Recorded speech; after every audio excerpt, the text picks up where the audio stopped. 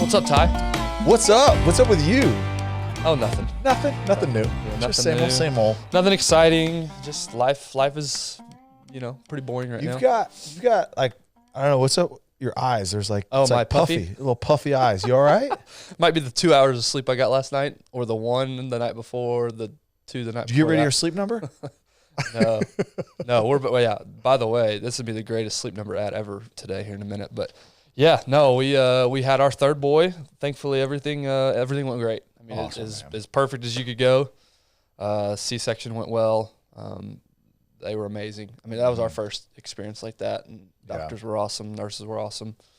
Healthy baby boy, and mama's doing great. Awesome. And, Boys are just chaos still. Though. Yeah, 2 older boys, and the middle one is By older though, we're talking 6 and 3. 6 and 3. 6 and 3. So 6-year-old, like Gia was, what was Gia? Gia was 5 when the twins were born. Yeah.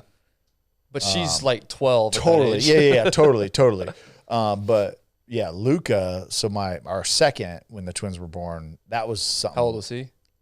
3. Okay. So he was it's when you're at that age, it's like they're both babies. Yeah. Like it's still a lot. Like whether they're potty trained or not, like it's still just, and they don't know how they want to be involved. Like they're old enough to recognize like, hey, I want to like hold and love on them, but like the second that I'm tired of you, I'll just drop you like a toy.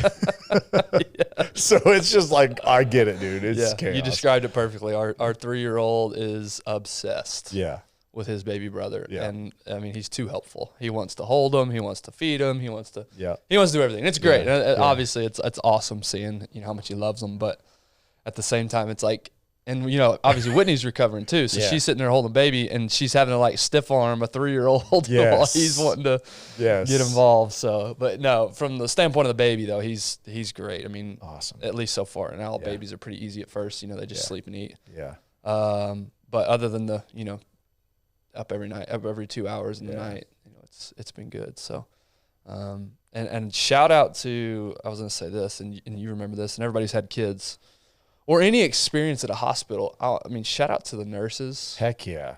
Who are like the offensive linemen of, a football team. Like no credit, no love, but there's zero chance a hospital could operate without them. No, because the doc literally goes in, they're in there, they like pop in like, okay, we're ready. And then it's, okay, I'm in there for, the hour procedure, and then I'm out. Yeah. And then I come check on you once, but the nurses are there the entire time. Yeah. Yep. And the doctor was great too, obviously. Yeah. But the nurses were unbelievable at this hospital and, so helpful. And the anesthesiologist, y'all did C-sections, right? Yeah. So anesthesiologist for the first 2, it was just come in, give her the stuff, and he's out. Epidural, She's out. Gone. Yeah. This one was with us the whole time. I'm assuming that's how y'all had it too. Yep. She was taking pictures for us. She was talking through the whole thing, keeping us, calm. Dang. She was unbelievable. Dang. I mean, she was outstanding. So shout out to her as well. She because I'm sitting there like, with Whitney and I didn't really want to watch. I didn't know how it felt. And so this, I mean, we've got 300 pictures probably on our phone. No way. She just sitting there just like, basically you can't film, but she basically filmed the So, whole I thing. mean, of like, everything. your wife's like lower intestine. We were looking through the pictures last night, and there's one just ripping the baby out. Oh my goodness. Which, if you've never seen it, they're not gentle. They are brutal with those Bro, babies. they are not they're gentle. they're like throwing around, slapping his stomach, and dude, it's a rough process. Wild. It's no wonder the woman is sore for a week because 100%. they are not gentle at all. No. Because you don't feel pain. No. So they're just numb, in there just anyway. So, but yeah, no, I was very grateful for the nurses and just really people that work odd hours and do the jobs, not necessarily nurses, but the cleaning staff that are coming in and people that are working overnight. Like there are so many jobs that get overlooked on a day-to-day basis that society cannot function without these people. Right. And there's people willing and able to do these jobs that just are horrible. Yeah. And yet they're so important. Yeah, it's so funny because our expectations for everything to be perfect are at an all-time high. Right. But yet we have a smaller and smaller population willing to execute to make sure everything is perfect. Talking about humility. Think about now I get it, life circumstances. Sometimes you don't have a choice. You just have the job that you have because there's no other choice. But still, that you show up you do your job well. When there is no credit, no glory, you're up all hours of the night. I mean, it really is. It was a great perspective. You know, obviously the perspective of having a child, another child, and what's important and what's not, what you worry about, all that. Yeah. But then also seeing just the people coming in and out, and it's just like how many people are involved in making this work. And it was just, I mean, it was just a really cool reminder. Yeah. Of how good. Now we're gonna have a couple articles that I'm gonna read today that are reminders that America's going in the wrong direction. Yeah. That we're screwed. Can't wait. But this hospital stay was a good reminder. Yes. We still got some good things. There's some good things going on out there. So anyway, and I teased it, but seriously, I'm not just saying this. The sleep number bed the last 3 nights has been vital. Actually in it, and actually it's like, because when I'm actually getting sleep, it's high quality sleep. Yeah. And Whitney, my wife, is able to kind of do the bed propped up, feeding thing. I mean, it's so different. I can't imagine that. Like, I wish that we had that, because, okay, you sleep, find your comfortable position, whatever that is, but then, okay, hey, it's time to feed. Boom. Yeah. Bed goes up, feet go up, elevated, because, you know, again, after surgery like that, like, there's a lot of recovery, and there's certain positions that are comfortable or not, but you can find that on the bed. Yeah. So, and it's that, you know, when you lay down, we talked about this before, the sensor that deflates a little bit to your setting. Yep. Oh my gosh. When I'm sitting there after I've just changed the diaper, he's screaming, finally calmed down. I'm just laying there, and then that little sound in the bed. Yeah. And then I'm just out 2 seconds after that. So anyway, shout out to Sleep Number 2 for they're amazing. This experience has been way better than the previous because of the mattress in the bed. Yeah. So anyway, go get yourself a Sleep Number bed if you already have one already. So yeah, that's what's up with me. Anything new with y'all? Not that I care, but anything new in y'all's world? Yeah, no, thanks for asking. Check that box. Let's move on to the next thing that really how to win friends and influence people. Ask Tyler about how he's doing. Okay, don't listen to the answer. Plan what the next comment is going to be. Okay, you done? All right, let's move on. No, but really though, everything's good, man. Everything's great. Yeah, we did a little family. No new babies for y'all, either. No new babies. Good. No new babies. We went out of town. Y'all were in Broken Bow, right? Broken Bow, yeah. So my family, my brother and my sister, their family, and my parents, we went up there and stayed at a little cabin. Awesome. It was great, dude. It was a great little getaway. Did you stop at Choctaw on your way up? I drove by it a couple times, pointed it out every single time. They're building a new one up there. Did you hear about Broken that? Bow? Yeah, so they're building one closer to the lake because they've had one that's been there for a while, and they're blowing this next one out. It's going to be awesome. So yeah, I mean, it's, you know, really it's Choctaw Nation up there, right? Mm-hmm. So that's all part of all part of their land. But it's going to be next level. I want to say maybe next year it'll be open. Yeah. Yeah. Broken Bow is a hidden gem. Dude. It's Oklahoma. Yeah. You think there's no way this place is cool. We went for the first time over Christmas. Yeah. And it was awesome. Yeah. You feel like you're in like the mountains because it's all pines and you got, you know, change of elevation. But really, I think above sea level, you're like 900 something feet. So it's not even up high. But it's great. And the town is growing really fast. There's like cool new things coming in. And yeah, it was my first time there. And I really, it was your first time. Yeah, I really enjoyed it. Everybody says go in the summer because of the lake out there. And it's just awesome. We took the kids down to the lake because they were like, we got to swim. I was like, y'all can swim. So first of all, we're driving in, and because there's just been a lot of water recently, right? The lake's super high. So driving into one of the like recreation areas, the lake was actually above the road. So the road was covered probably in, 8 to 10 inches of water or whatever, which I'm like, oh, this is awesome. This is super fun. Well, we're pulling in, and sure enough, like snake swims across like on the road. and Tiffany, who doesn't do snakes, she's like, oh no, hell no, no chance. Turn around, go back to Dallas. No, kids are like, no, let's go. So anyways, I was not about to get in because it was freezing, but summertime, I can imagine that being awesome. But it's a beautiful lake. Well, if you're not getting the water, but the weather was awesome. Dude, it was amazing. It was like mid low 70s. That's great. Breeze.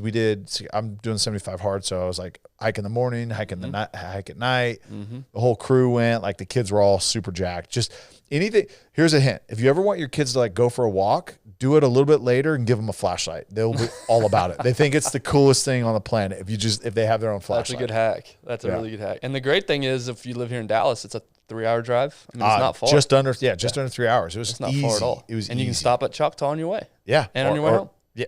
You can go the Durant way, or you can go the other way. Whether you stop in Durant or Broken Bow, you got a casino for both. Yeah, it's great. So anyway, that's awesome. Yep. Well, glad y'all had a good time. speaking of not a good time, I've officially lost my optimism for this country. Really? Yeah. It's we're headed to the shitter. I say really, like I'm surprised it's taking you this long, Ben. You just lost it now, huh? Any shred of optimism we had, I think, is going to be crushed today. And right. today's, we got a couple of articles that popped up over the weekend, both from Washington. What is it? The Wall Street Journal. Yeah. And the Washington Post. It's always the liberal media, are always the negative ones. It's crazy. It's crazy. No, I'm sure the conservative ones suck too. But so Wall Street Journal article just came out last week. America pulls back from values that once defined it. WSJ NORC poll finds. Did you see this? Hear about this? You're removed from social media, so maybe you didn't. Yeah. But. Yeah. So here's from the article. Patriotism, religious faith, having children, and other priorities that help define the national character for generations are receding in importance to Americans, a new Wall Street Journal NORC poll finds. Is that surprising at all? No, not at all. First sentence? No? Not at all. Here's some numbers. 38% of respondents said patriotism was very important to them. 39% said religion was very important. For context, in 1998, 70% of people said that patriotism was very important, and 62% said religion. So 1998, we went from 70 to 38 and 62 to 39 in terms of patriotism and religious importance. 58% said that having children, so how you keep a society going forward, 58% said having children, involvement in their community, hard work, and tolerance for others are very important. This is down from 80% just 4 years ago. So 4 years ago, 80% of people said that having children, involvement in the community, hard work, and tolerance for others were important to them. We're now just over half the people polled. That's staggering. 48% are just no, I'm not even gonna say 42%. Oh, sorry, 42%. Yeah. 58. 58. Sorry. Yeah, 58% of people said it was very important. Younger Americans, this is where it gets even scarier. Younger Americans in particular place low importance on these values, many of which were central to the lives of their parents. 23% of adults under age 30 said patriotism was very important to them personally. 23%, compared to 59% of seniors ages 65 and older. 31% of younger respondents said that religion was very important to them, compared to 55% of seniors. And only 23% of adults under age 30 said having children was important to them. 23%. And then they interviewed a couple of people, but this one stuck out to me. It says, to Janet Boyer, a former Pentecostal minister who lives in Cumberland Township in southeastern Pennsylvania's coal country, says patriotism has taken on a political sheen and is no longer important to her. Quote, for me, patriotism has turned into a right-wing nationalism, said Miss Boyer, who backed President Biden in 2020. Thoughts, comments, reaction to those numbers? I know you got a call here, but hey, you may want to postpone that thing. Actually, the call was moved to a different time, so we're good. You got all the time in the world to rant on that. All right. Where do you want to start? Let's start with patriotism. I want to get your opinion on that, because actually I don't see that one as big of a deal, but I'll let you go first. I see it as a huge deal. Okay, and you can convince me, by the way. Yeah, I'm very swayable. Yeah. So one of the things that we are lucky enough to enjoy in the United States is security. We feel safe because we don't feel like there's a legitimate threat outside of the United States, right? We feel like, okay, hey, look, no one's dumb enough to attack us, right? Why do we feel that way? Is because we, at least for now, still by far have the most sophisticated, complex, largest, and most accomplished military in the world. Okay, that's currently. But now, when you say, look, patriotism is not important, so now what you're saying is that 20-something% of adults under 30, 23%, adults under 30 think patriotism is important. So what that means now is the 23% are the only ones that are going to even really probably consider serving in the military. So that's, now you only get a portion of that actually go and actually serve. I'm not saying 23% are going to go serve in the military. I'm going to say like maybe 5% of those people. Yeah, I wonder what percentage of people. I wonder what percentage serve of people in the military. Yeah, in the military. And I don't have that number. So we got 300-something million Americans. I wonder what percentage serve. Yeah. I mean, that's probably it's very low, I'm sure. But yeah. Okay, so let's just say 1% of that. Mm-hmm. So again, that is a very, very, very decreased number than historically of the population that is open to actually supporting our military. So, okay, you want to live this great life and you want to receive all the benefits of it, but you don't want to actually contribute to it. Right. And to me, it starts with patriotism.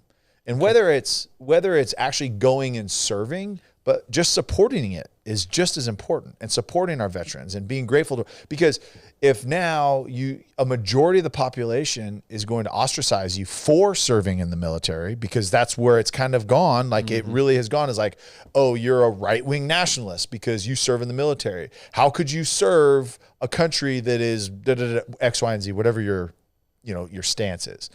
So now it's like politics. We miss out on a ton of qualified leaders, and we talk about this, a ton of qualified leaders in our population, because they don't want to even get in the mess of what politics are. Yeah. Because one is just the nightmare that comes with serving in a public office and what it does to your family, right? What it does, opening yourself up to attacks and, criticism, and what it does to your family and all those things. Previously, the importance of patriotism could get you over that and actually encourage good leaders who can do really good in our communities to go serve in political positions or in public offices to make our country, our cities, our counties, states better. Now it's like, forget that. Like, yeah. I'm an individual. I'm my own country. I'm my own brand. And that's what's happened. Is because there's such an emphasis on self, and there's so much emphasis on it's only important on what you do, what your brand is. Don't serve anybody else. Don't sacrifice anything for anybody else. If you're going to sacrifice, it better only be for yourself, for the benefit of yourself. And that, to me, is so backwards from what this country was built on and what it has been for, 2 centuries. Yeah. And so again, it scares me. It really, really scares me when being a patriot is now closer to being a terrorist than it is being what it really is, and supporting and being proud of your own country. Yeah. No, I'm imagining the 70+% of people that it's not important to them, of these young people. Yeah. The first thing you think of when you think of patriotism in 2023 is redneck, cut off sleeves, jean shorts, Trump MAGA, right? That's what you think about. When you think of the most extreme right-wing individual. That's what you think about when you think of patriotism. And so that's why I'm glad we had this conversation, because my narrow view of patriotism has been clouded by that stereotype. And thinking, I guess maybe it doesn't matter to me if we just think that America's the greatest country in the world, and and there's no other country like us. And I don't know how much that is important, but I do totally agree with you that mentality of this is a great country, it's worth fighting for. Yeah. From a military perspective, absolutely. This is a concern. Yeah. Because if you're not loyal to a nation, what's to say you're going to go give the ultimate sacrifice? And sacrifice your career, your time, your energy, your effort to go serve in the military. Yeah, and here's the thing, is that like we are a country divided, and the one thing that unites everybody that lives in this country, that has citizenship in this country, is the United States of America. Being proud that we are all on the same team. Right. And now that is being removed, and that is being demonized, because being a patriot, like you said, is being a redneck, being ignorant, being, living with your head under a rock and you don't care, and you're, whatever else, negative adjectives or nouns that you can throw at someone. That's the one thing that actually brings us all together. Yeah. Like, think about, and I always think about, like, back when I was in high school, and probably different today anyways. But like, how proud were you of your high school and team? Like my wife went to the crosstown rival high school and we still bicker back and forth. You still make jokes about it. Right? Yeah. You still do. We still joke about that. But like, I just think of like the community, the camaraderie, like what we would do for each other back then. Like, I just wish we saw more of that within the country. And again, wanting everybody being proud of the country that we live in and pay taxes to. Yeah. Being proud of that. Why is that bad? Like, yes, are things broken? For sure. But guess what? If anybody is pointing at our country and saying, no, like, this is not how it should be. Everything should be perfect. Like, you are an ignorant hypocrite, because look at all the broken, sorry, I'm getting fired up now. Look at all the broken ass shit that you do in your life. You think you're perfect? You think if you could run this country, you could do a better job? Well, then if you can, then step up and go serve. But like, I'm tired of like everybody pointing the finger and this country's broken and country's this. Like, yeah, because nobody's willing to step up, me included. I'm in that community. And so it really, really upsets me when, because you have an American flag on a t-shirt or a hat or hanging at your house or a bumper sticker on your car, that you now are automatically labeled as racist or right-wing nationalist, or like the garbage that comes out of some of these politicians' mouths. The garbage that comes out of, like, and both sides, I'm not saying one side or the other, the garbage that comes out of their mouths is divisive, and all it is doing is tearing us up. Like, it will be lucky if we have another 50 years as a country, because what do you think China is doing? Like, okay, look at what China has done with TikTok. And yeah, there's all these like, proposals. I said proposals. Trying to ban it. Yeah. All these bills in trying to ban it. Right. And it's like, oh, okay, that's great. China has absolutely infiltrated our culture and our country and messed with our minds. Like, why do you think in 4 years, what TikTok has been in the US for how long now? About that ish, yeah, right? Not very long, yeah. Look at the drop in numbers and patriotism, because again, it's pushing just nonsense. It's pushing individualism. It's pushing in all these things that cause a country, that cause let's just call it an organization, to deteriorate from the inside out. And so pointing out and not being proud of the place that you're from and that you live, and that, has built roads, has built infrastructure, has done all these things for you, and to live so comfortably, has protected you from outside forces. But no, we can't be proud that we're a part of that. Yeah. Young minds are malleable, right? They get influenced pretty easily.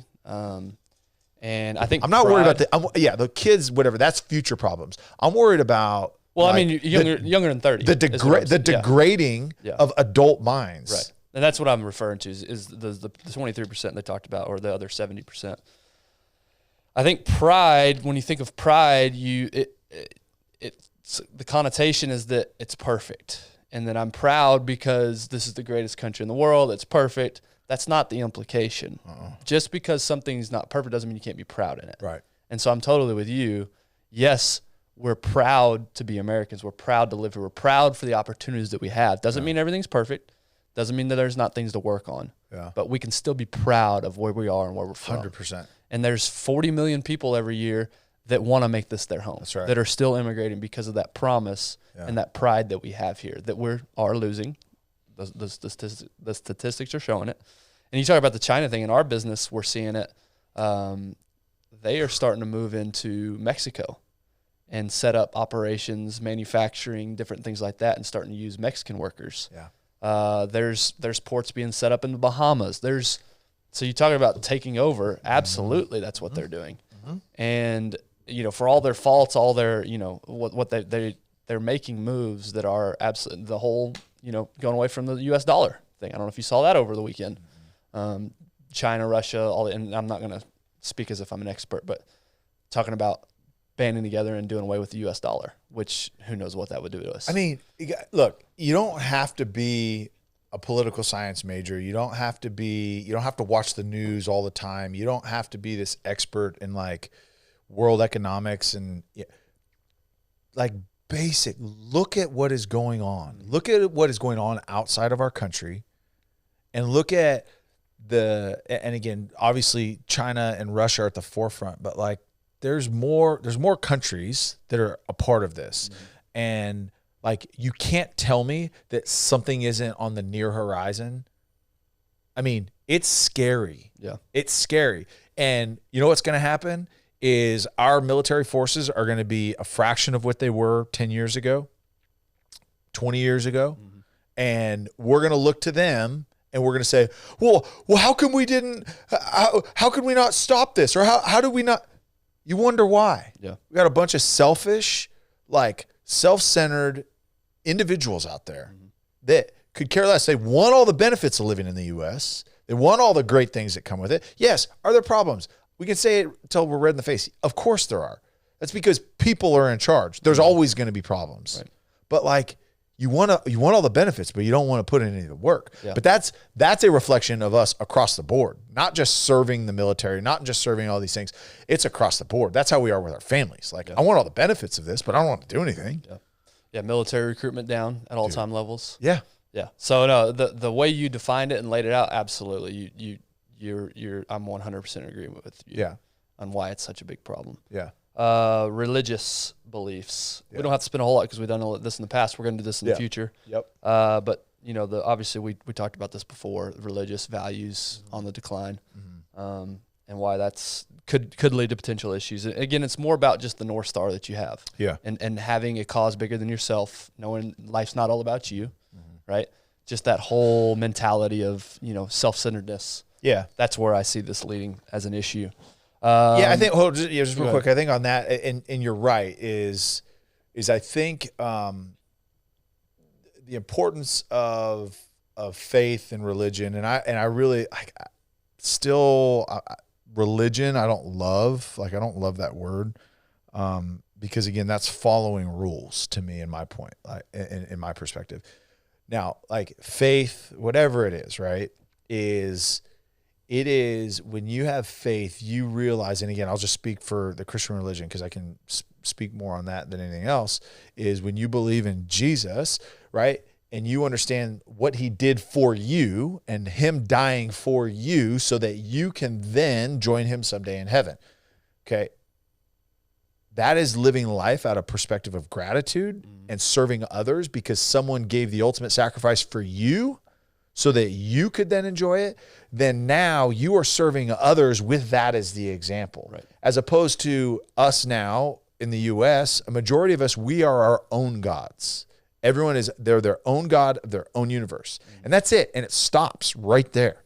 So what you see out there is now this rat race of I'm gonna get mine over you, and there's not this community, there's not this brother and sisterhood of like, hey, we can help each other, like we can serve each other, we can be there for each other. Like a healthy, productive community is based around that. Now we're just like, I'm gonna get mine because that's it. Because when this life is over, this life is over. Yeah.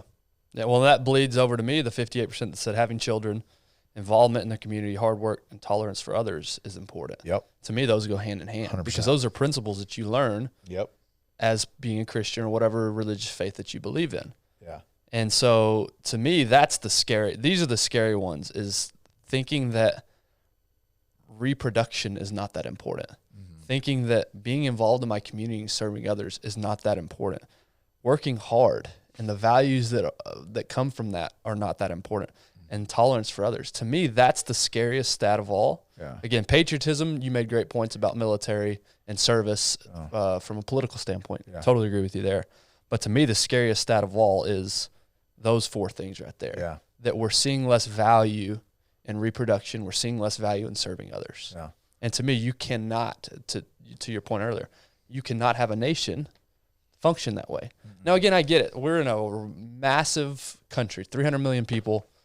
And you're never going to agree on everything. Yep. Totally understand that. Yep. But if you don't even have basic, fundamental core values that unite you, if we can't even agree that looking out for my community is important to all of us, no matter the stance, how in the world do you survive off that? I mean, think of a company that does not have either a mission statement or company values. Right. Like, where are they going? Like if we're not here on the same mission, doing the same thing and doing things the same way, how are we ever going to succeed? Right? Our country is just a very, very large company, right? We are trying to thrive all together and ultimately like create a brand, a company that stands up above the rest. Like you're telling me that like the overall GDP, like is that maybe our number one driver? I don't know as a country, like how other countries are gauged. Money is actually the only value that has increased since the last shocking. Poll. The value of people's views on money is the only. But either way, okay, you talk about overall GDP as like a basis for grading. Like all of these things that are slipping are going to directly impact that number in the future.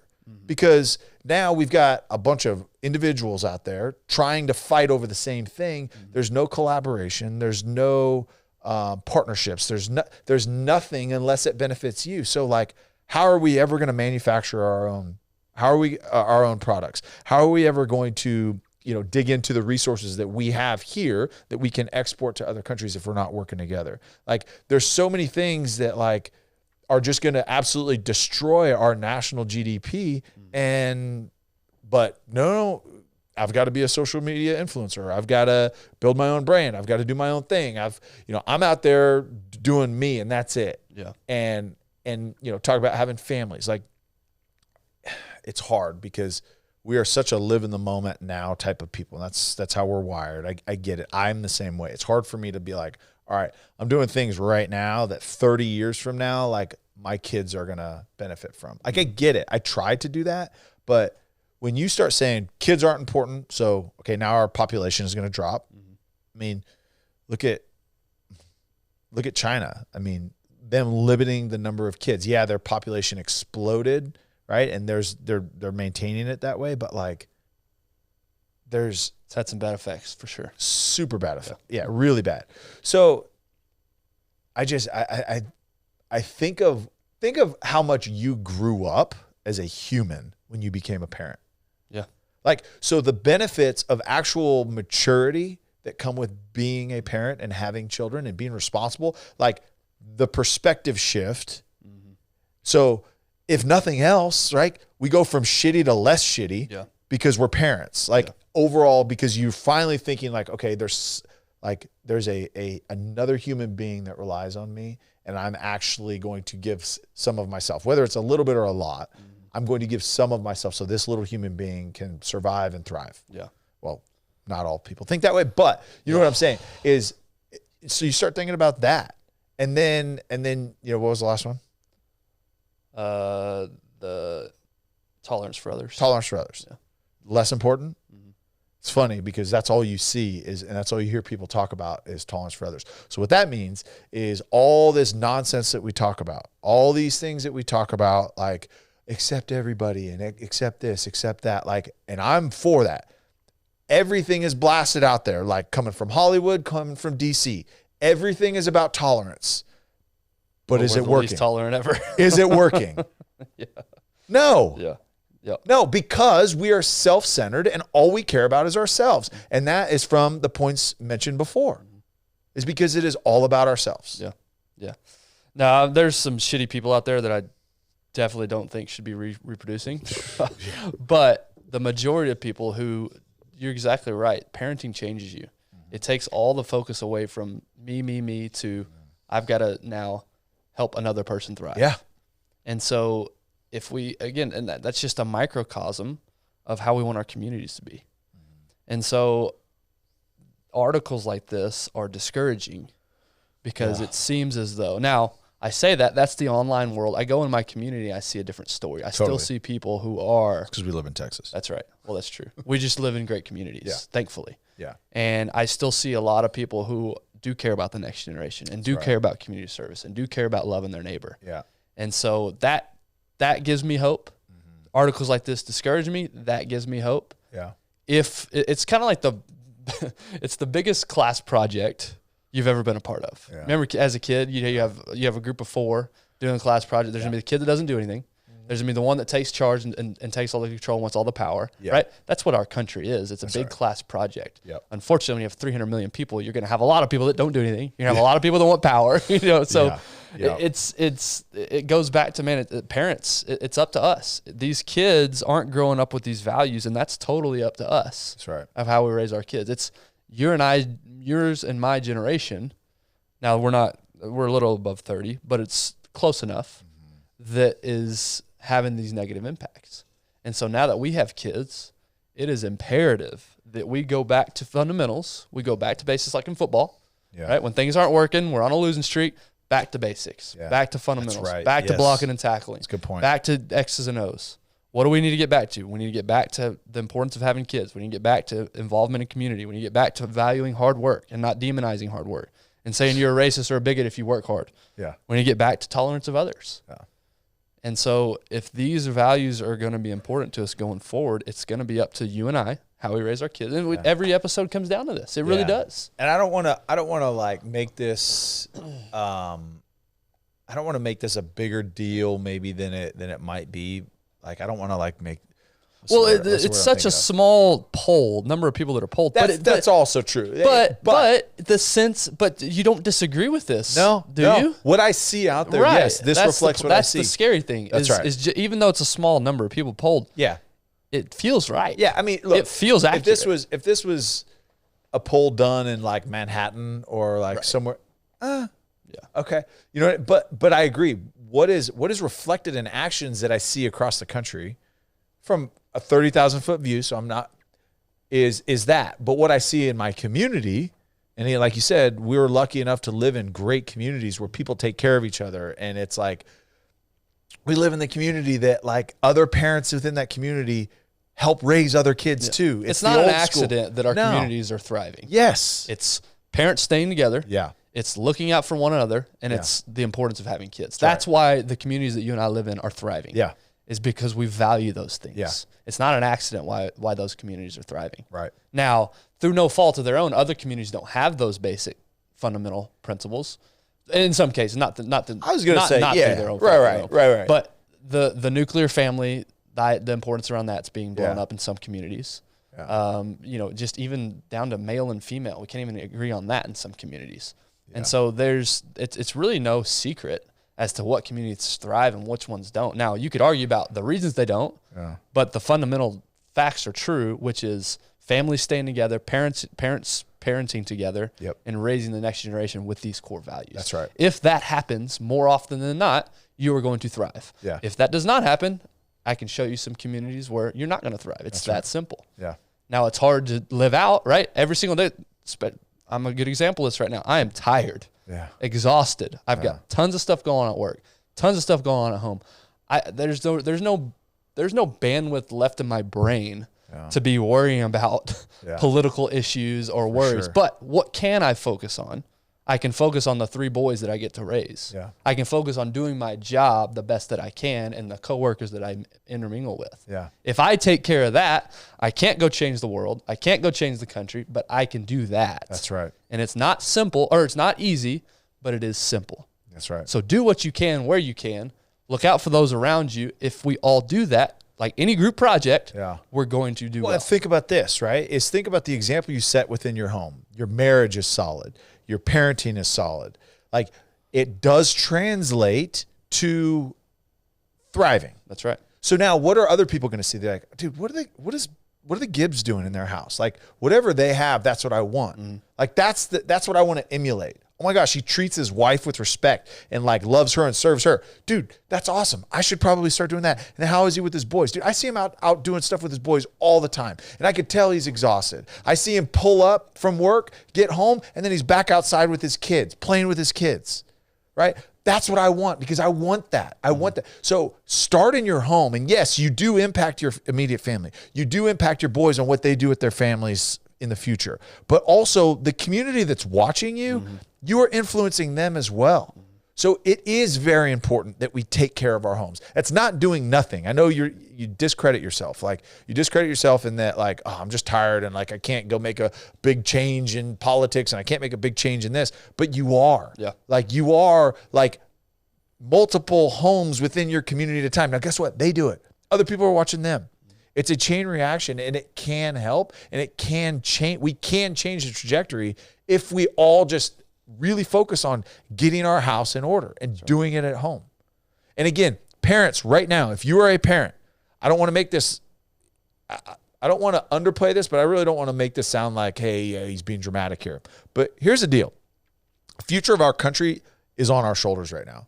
As parents, what the next generation does, what our kids do, is going to determine if we are a country in 100 years. I'm telling you right now. So don't take it lightly on what you do at home with your family. It is pivotal. It is paramount what you do in your home. So get your shit together and take care of your family. I love it. Love it, Coach. How exciting is it? It is. It's, again, it is. It beats you down, right? The negativity beats you down. But it is exciting in a way that we have that much responsibility, that it's that important that we take care of what we can take care of. Yep. That is exciting. Yep. And you got me fired. I'm ready to run through this brick wall after that speech of yours. Man. That's awesome. Sorry if there's any kids listening. I think that's the take-home message on this, from this article, is it is up to us. It is. And you're right. It doesn't seem like a lot in the moment, but when my next door neighbors, and that's my neighborhood is amazing because there's examples I could point to all over the street of parents doing the exact same thing, moving in the right direction. Yep. And so I love that. That's awesome. Next one, we don't have to spend a whole lot of time on the next one, but Washington Post, is this the end of male overachievers' love affair with work? Interesting. In pretty much all societies, one of the big perks that comes with wealth is that the richer you are, the less you work. But in a bizarre twist of American exceptionalism, a defining mark of U.S. corporate life is not just its obsession with overwork, but its reverence for it. The higher up the ladder you climb, the more hours you're expected to willingly put in, and the higher the premium, you'll be rewarded for it. But there's evidence that the pandemic may have started to disrupt corporate America's love affair with workaholism. Between 2019 and 2022, men who were the biggest earners and hour clockers cut back on work more than any other cohort. Washington University in St. Louis economics professor Young-Seok Shin, probably didn't say that right, one of the authors of the NBER paper, pointed me to the U.S. Bureau of Labor Statistics American Time Use Survey to get a sense of what men were doing with these hours. Results for 2022 aren't out yet, but he notes that 2021 data show that married men spent more time not just on household work, but also leisure activities.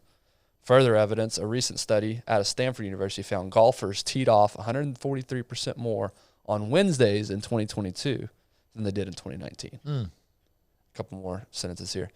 Even if this high-powered and highly paid group of men isn't relegating all these newfound hours to taking care of the kids, the fact that they are cutting back at work at all is still a good thing for women.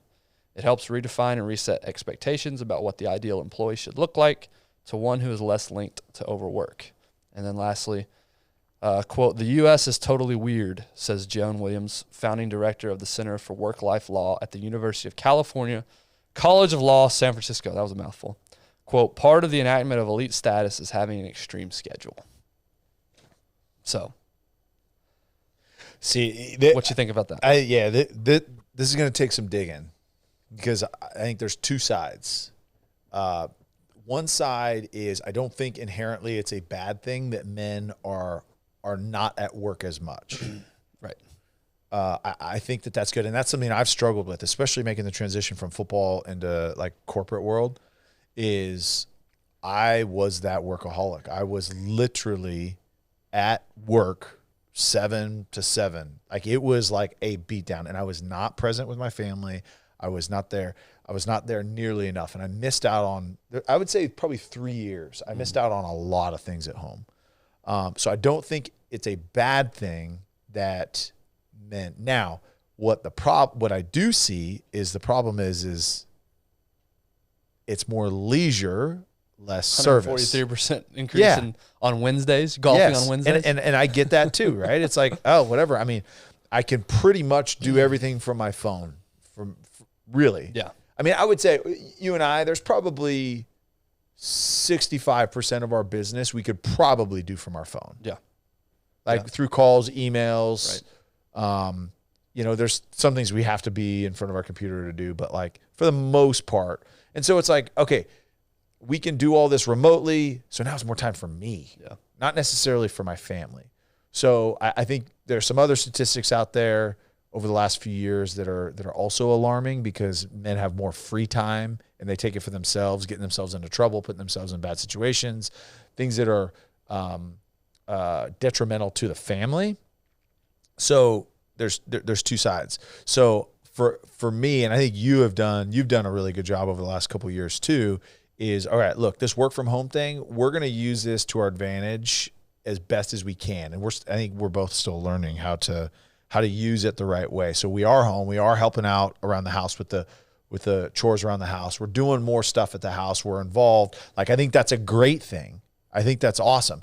But then what kind of got me is the end of that article, when it was like, oh, it's a good thing for women, because now here's your opportunity to go work super hard. And well, that was the tone of the article. I left out a lot, but that was basically the tone of the article, which is now the pay gap will be able to close because men are working less, giving the opportunity for women to work more. So it was a very spin on sexism. So all you're doing is robbing Peter to pay Paul. Yeah. So now you're taking the woman out of the household, and the man is going home. Like, that doesn't solve the problem that we have in our homes, in the absentee parents that we have. Mm-hmm. Yeah, taking time off of work is great, and reducing your hours is amazing. Ideally, though, you don't replace that with 100% leisure. Yeah.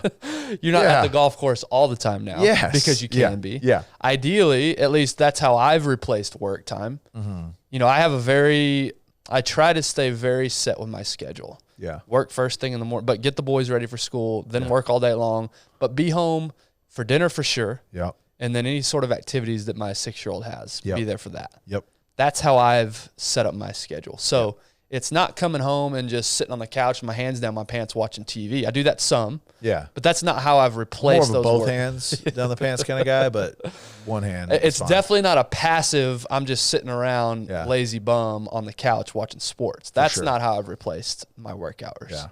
How I've replaced my work hours, how I choose to go about it is, like you said, I get home from work, I'm exhausted, but first thing I do is, before I even have time to sit down and think, I don't want to do this, is I get in the backyard with my boys and I start playing. Yep. To me, that's a better spend. If I'm not going to be at work producing financially for them, then I better be producing some social capital, some parenting capital with my kids. Yep. And so that, to me, was where the article, it seems like they're demonizing hard work.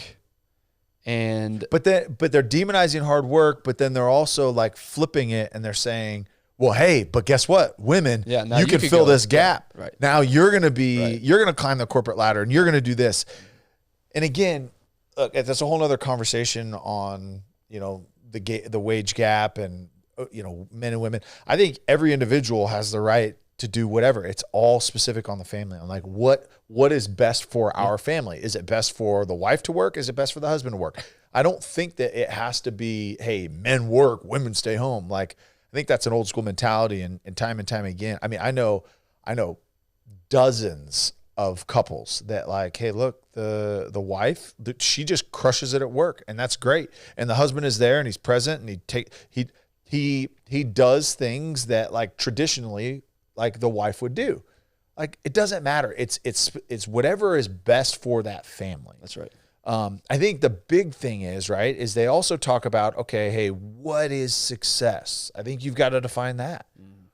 I think for me, and I'll just say, for me, success early on was, okay, hey, look, I am going to work my tail off. I'm going to make as much as I can so that I can then just then I can do what I want. Like, and I'm going to have, wealth. I'm going to have all these things. And then once I get there, then I'll be a present dad, and then I'll be this and I'll be that. And we've talked about it multiple times. It's like, okay, well, then you start making some decent money, and you're like, oh, no, I got to work more. I got to work more. I got to work more. I got to work more. I got to work more. And it's so, to me, I over the last 2 years or so have been redefining what success looks like. And it's that whole story that we've told a few times about, like, the fisherman in Mexico, like, and the customer that was like, oh, well, if you do this, you can grow your business, and then you can do this, and then you can do that, and then you can do this. And then when you finally sell your business and you make millions and millions and millions and millions of dollars, you can go out on your boat and you can fish.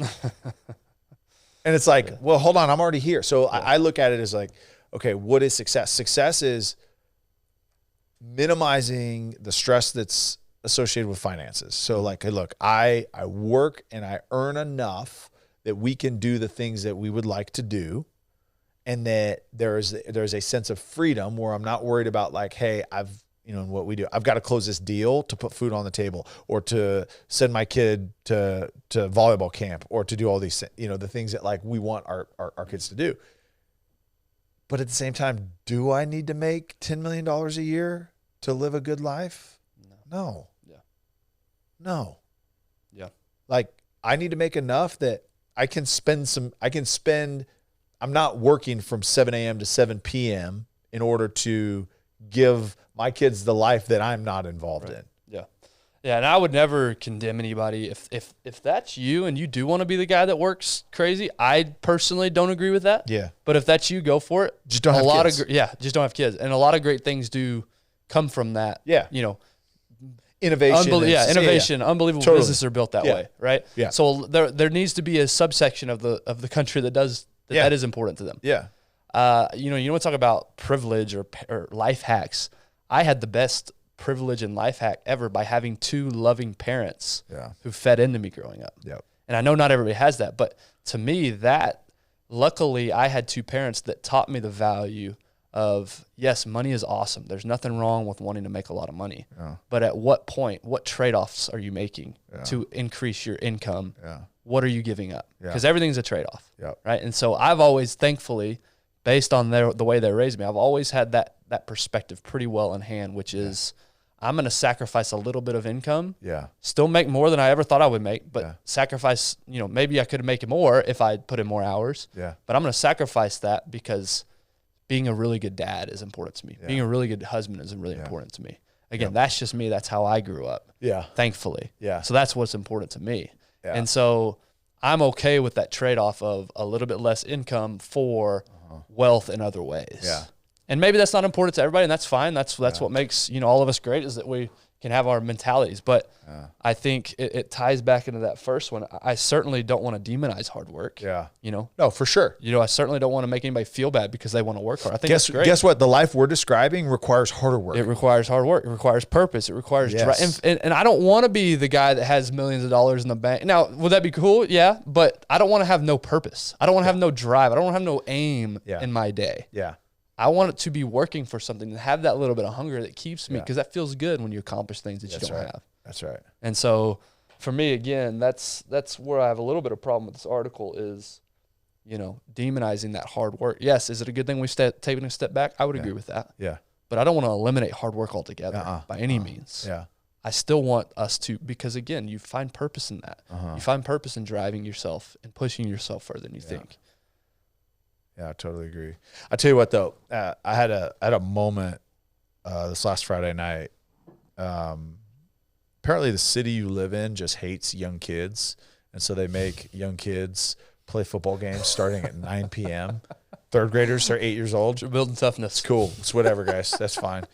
But I had a moment, and what you were just talking about, just kind of, it made me think of that. Is my son, who's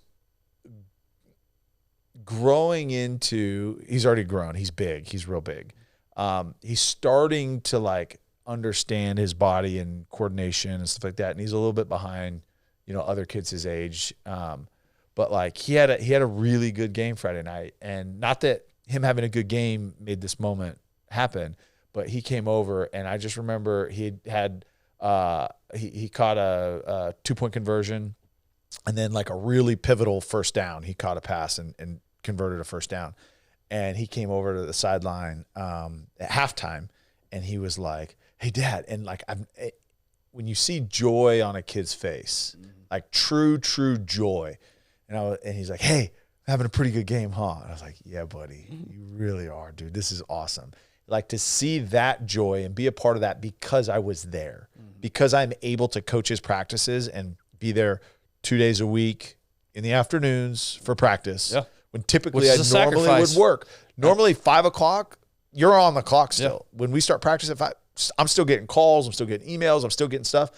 And recently I've been able to actually be present in those practices. I don't like, I'm not still answering stuff. Like, I'm present, and there's no deal. There's no commission check. There's nothing that I have done that has allowed me to feel the joy that I felt watching him be happy ever. Yeah.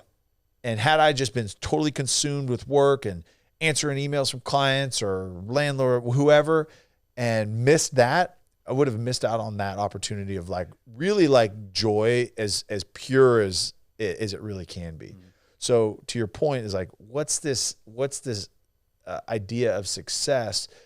And if it's all work related and your only validation as having worth in this life is what you produce it from an income, you're missing the boat. Yeah. You're missing the idea of living a fulfilled life, because being involved, being there to support your kids, whether I was coaching him or I was on the sidelines there watching him, like, it doesn't matter.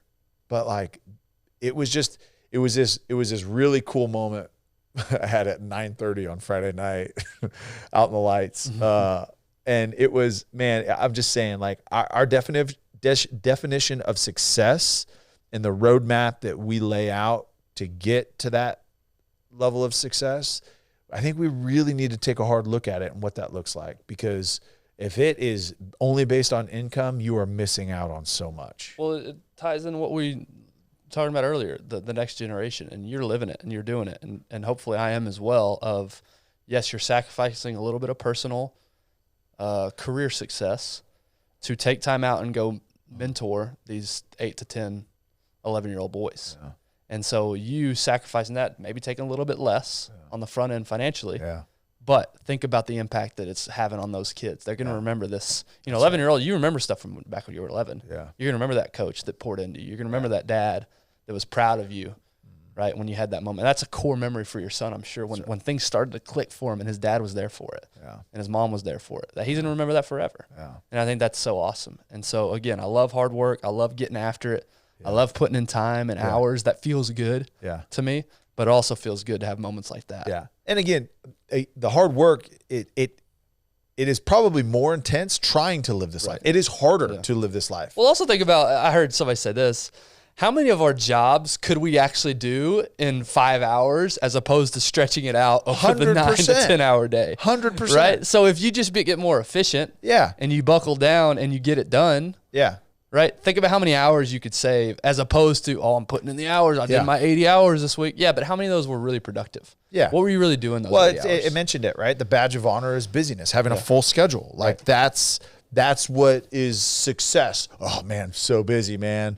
It's crazy. It's a crazy week. It's like, what are you actually doing with it? Yeah. Like, are you, and again, are you waking up 2 hours earlier, being uncomfortable, waking up, getting your workout in at 5, 6 a.m. so that you can then start your job at 7, whatever, get your stuff done, be there for your family, like, make your kids breakfast, take them to school, do all those things so that you can be ready to work, so that you can be done by 4 o'clock, 5 o'clock. Yeah.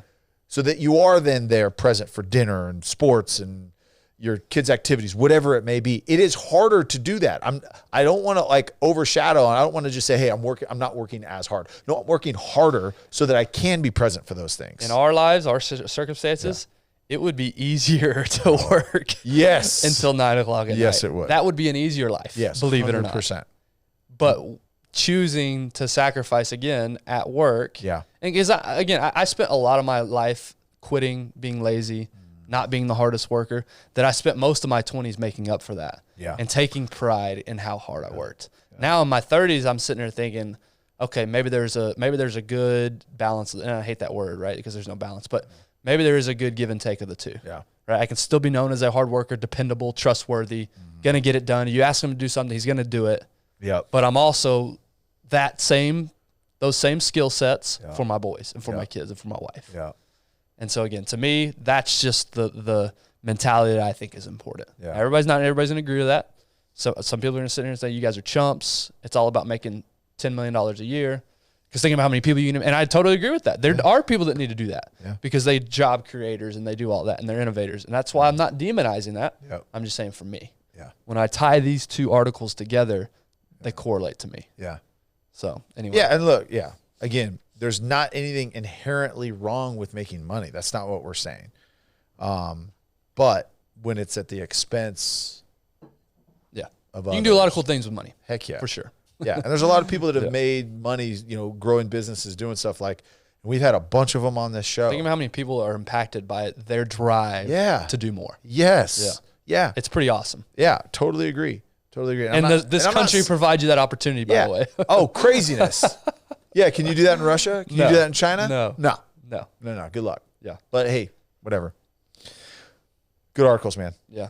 Those are good. That was a good conversation. You know, I came in pretty discouraged, but I think conversations like this, going out and living it, I'm actually now leaving feeling better than. Good. So I appreciate your perspective and insight and thoughts, because I know it was helpful for me. Hopefully it was helpful to people listening as well. But anyway, yeah, I think, again, we say it every time. It's always going to come down to how we take personal ownership and raise our families. That's right. And we can reverse this. Mm-hmm. We can. But it's going to take some time, and it's going to take some intention. Yeah. So anyway, appreciate you guys. Hope you have a great rest of your week, a great weekend, and we will see you.